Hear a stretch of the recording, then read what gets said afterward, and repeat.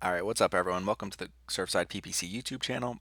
Today is going to be another edition of Ask Surfside PPC, and the question today is, what are Google Search Partners and what is the Google Search Network? So I'm going to be trying to show you the difference between what the Google Search Network is and what Google Search Partners are. So pretty big difference here, actually, and it's something that kind of comes up a lot when you're first starting because you realize that they're search partners. You realize you can actually see that information separately. So their definition here is sites in the search network that partner with Google to show ads. So search partners extend the reach of Google search ads to hundreds of non-Google websites as well as YouTube and other Google sites. On search partner sites, your ads can appear on search results pages, on site directory pages, or on other pages related to a person's search. So basically what search partners mean is any websites that has partnered up with Google that shows Google ads. It's not necessarily going to be the same exact format as Google. It's going to be similar, but I'm going to try to show you some examples here. Uh, so the Google Search Network, to get started, is made up of the main Google search engines that you're familiar with. So Google.com, obviously, the biggest one. Google Shopping. So anything you search in Google Shopping that comes up with these different products here. So that's a Google search engine. That's part of the Google Search Network. Google Play Store. So if I come into the Google Play Store and I start looking for, a certain app or, a certain game or something like that, anything I'm looking for in here, the ads that run in the Google Play Store are part of the search network. And then last but not least, one of the really popular ones is Google Maps. So Google Maps is part of the search network. It's not a search partner. So when you type in, Myrtle Beach hotels, like this example here, so these are search network ads. So if I click on these, it's going to count as a regular search network click. Now, search partners include basically any Google search that happens outside of these networks. So anything outside of the Google search engine. So the biggest one is actually YouTube. So if you come to YouTube, you make a search, there's a lot of ads that are powered by Google, and YouTube is considered a search partner. They're not part of the search network at all. Even though they're owned by Google, YouTube is still a search partner. One of the other big ones is ask.com. So if you come into ask.com and you search anything really here, the format is very similar to Google, and this is all powered by Google. So these are all Google ads right here. So when you do PPC advertising up at the top here, so it's going to say ads related to PPC advertising. So there's a they have like 5 or 6 ads at the top here, and then you start to get into these organic search results. So if I'm bidding on the keyword PPC advertising, someone clicks on it, that's going to count as a search partner click if it happens in ask.com. So a couple more examples here. So any of these types of search engines that you see similar to ask.com, there's a lot of different ones. They're usually powered by Google. The ones that aren't, so AOL.com used to be powered by Google, but that's completely powered by Bing.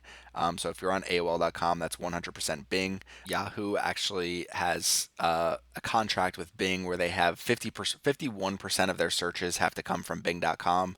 So Bing Ads powers a lot of Yahoo as well, but they have a little bit more flexibility where they can show some of their own ads through their own platform, and really some different ads. But 51% of ads go through Yahoo from Bing, so not part of the Google Search Network or Search Partners. Now, some different examples here. So, a huge website, w3schools.com. If you've ever tried to learn HTML, CSS, really any type of web building language, um, you have been to w3schools.com. It's a great, great website. One of the top websites. I think it's in the top 300 websites in terms of traffic in the entire world. So they have a search engine up at the top here.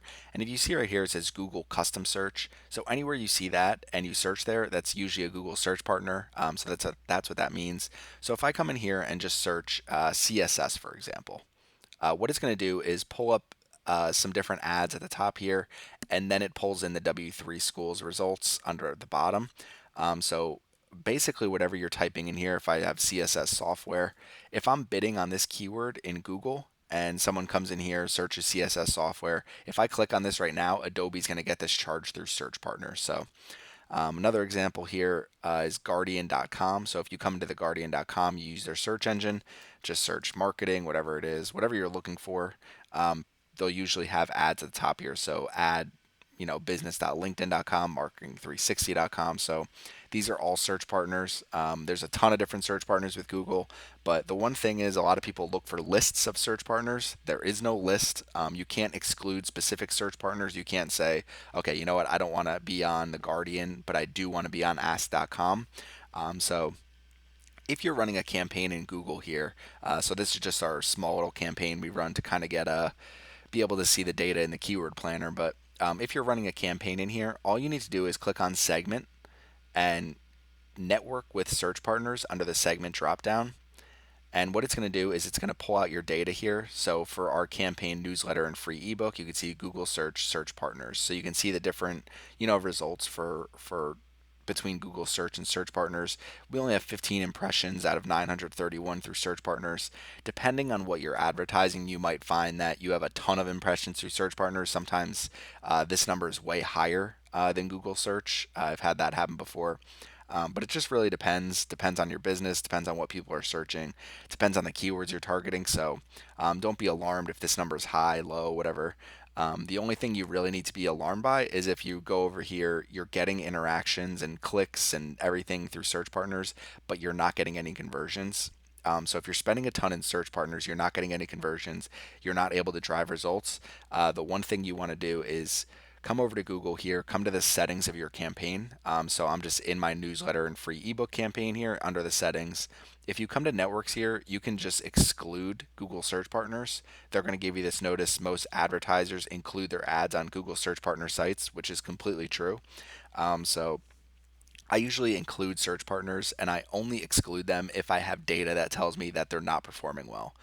So if search partners are dragging down your campaign performance, then just come in here, exclude them, save, and that's it. You can't exclude specific search partners. You can only exclude them altogether. So I'm going to keep them included and click on save. Now, last but not least with search partners, if you use the keyword planner, one option you have is you can change locations, you can change languages, you can change search networks. So you can either do Google or Google and search partners.